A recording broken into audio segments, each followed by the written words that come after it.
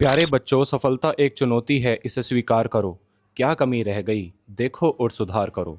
जब तक ना सफल हो, नींद चैन को त्यागो तुम। संघर्ष का मैदान छोड़ के मत भागो तुम। बिना कुछ किए जय जयकार नहीं होती। कोशिश करने वालों की कभी हार नहीं होती। कोशिश करने वालों की कभी हार नहीं होती। दोस्तों, ये हरिवंश राय साहब बच्चन जी की पंक्तियाँ मैंने अपने जीवन में आज से 2 से 3 साल पहले अपना ली थी। नमस्कार दोस्तों, welcome back to my YouTube channel. स्वागत है आप सभी का मेरे यूट्यूब चैनल पर एसएससी विद ऋतिक वर्मा। कैसे हैं आप सभी? तो आज सुबह मौसम काफ़ी ठंडा था। 6 बजे मेरी आँख खुल गई तो देखा कि बारिश का मौसम हो रहा है, मौसम काफ़ी सुहावना है। तो मैं सैर की तरफ निकल गया। थोड़ी सी योगा करी, थोड़ा सा ध्यान लगाया, थोड़ी सी मेडिटेशन करी, थोड़ा सा हवा खाई, फ्रेश एयर खाई। तो ये सारी चीज़ें मैंने 6 से 7 बजे तक की।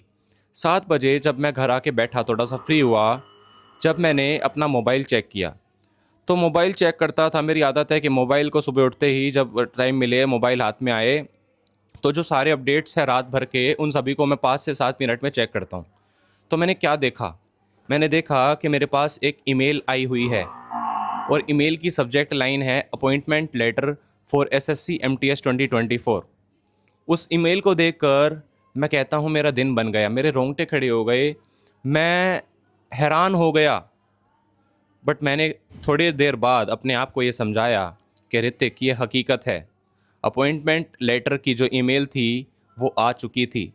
काफ़ी एक्साइटिंग मोमेंट था, काफ़ी फैसिनेटिंग मोमेंट था मेरे लिए। कहते हैं ना कि इंसान की सुबह अगर एक खुशखबरी आ जाए तो उसका दिन बन जाता है। ऐसा ही हुआ मेरे साथ।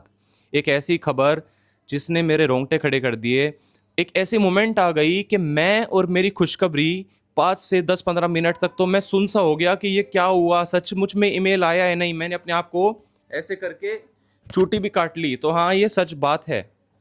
तो दोस्त, मेरी जो वो कड़ी मेहनत थी, जिस चीज़ के लिए इतनी मेहनत करी थी, 1 साल 2 साल इतना पढ़ा था मैं, उस चीज़ का परिणाम मेरे को मिल गया।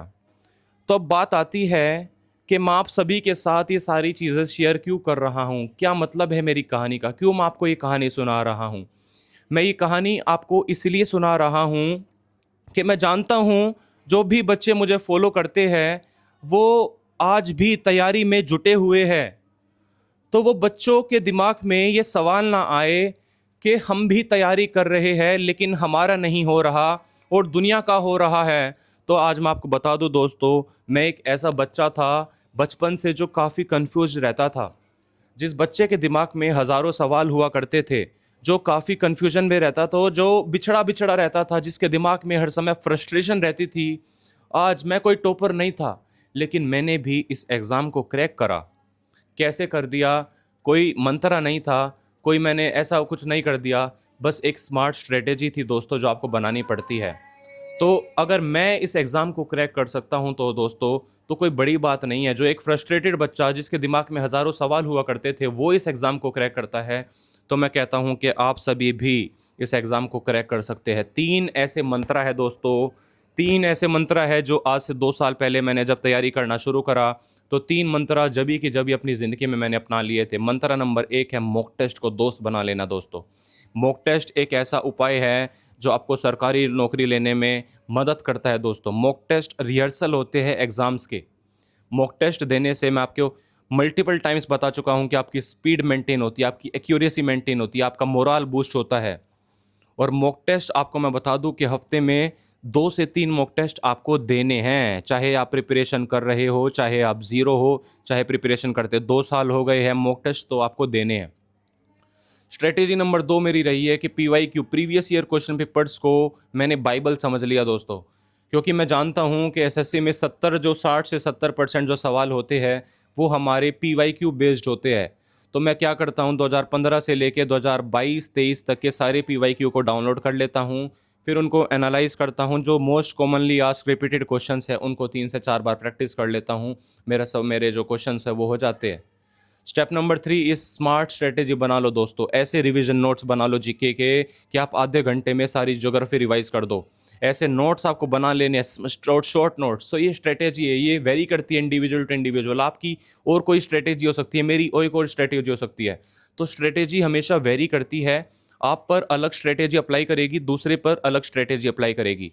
तो ये 3 मंत्र ऐसे थे जो मैंने अपनी प्रिपरेशन के दौरान डे 1 से अपनाना शुरू कर दिए थे और आज अपॉइंटमेंट लेटर ईमेल आ चुकी है। तो काफ़ी खुश हूँ दोस्तों मैं इस बात को जान लेटर की जो ईमेल आई है, इसने मुझे याद दिला दिया, इसने मुझे एहसास दिला दिया कि जो वो रात को 2 बजे मैं अपने आप को कहता था, ऋतिक एक मॉक लगा ले सोने से पहले।